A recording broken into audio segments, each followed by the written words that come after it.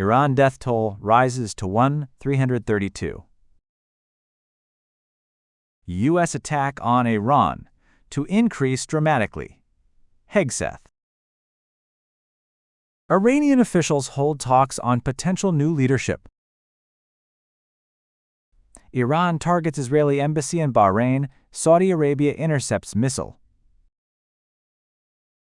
The death toll in Iran from ongoing U.S. and Israeli attacks has risen to 1,332 people, according to the Iranian Red Crescent, as the conflict entered its seventh day.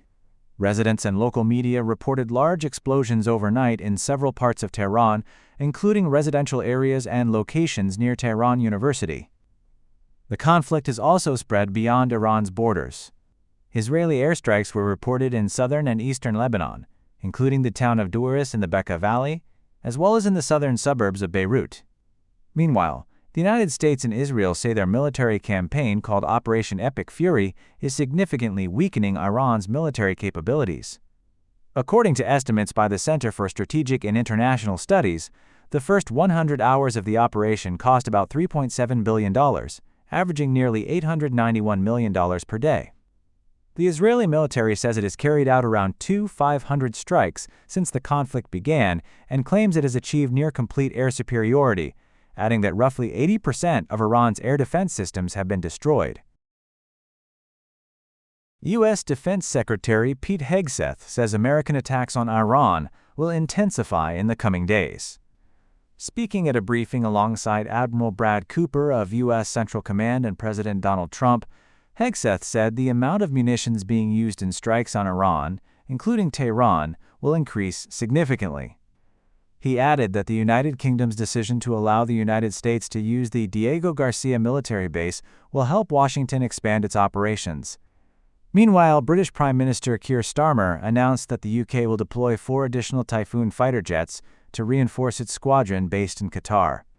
Starmer said Britain has permitted the United States to use its bases in the region to conduct what he described as defensive operations. Iranian state television says a leadership council has begun discussions on convening the Assembly of Experts to choose the country's next supreme leader.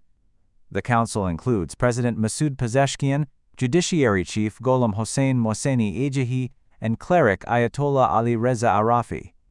Officials have not yet announced when the 88-member Assembly of Experts will meet, or whether the session will be held in person or remotely. Several buildings linked to the assembly have reportedly been damaged during the ongoing U.S.-Israeli airstrike campaign. Meanwhile, Israeli strikes continued to hit Tehran and parts of Lebanon early Friday, as the United States reportedly targeted an Iranian drone carrier at sea in its campaign against Iran's naval forces. Iran has also launched new retaliatory attacks across the Middle East after a week of intense bombardment. U.S. Defense Secretary Pete Hegseth warned that American military operations against Iran are about to increase significantly. Iran's semi-official Fars news agency reports that overnight attacks in Manama, Bahrain, targeted the financial harbor towers, a commercial complex where the Israeli embassy is located. According to reports, an Iranian drone was intercepted and destroyed near the complex. The developments come as the conflict between the United States, Israel, and Iran continues to widen across the region. Several Gulf countries have also reported attacks. Saudi Arabia's defense ministry said it intercepted and destroyed a cruise missile east of the Al-Kharj governorate. Meanwhile, Qatar's defense ministry said its air defense system shot down a drone targeting the Al Udeid air base in Doha, which hosts U.S. military assets.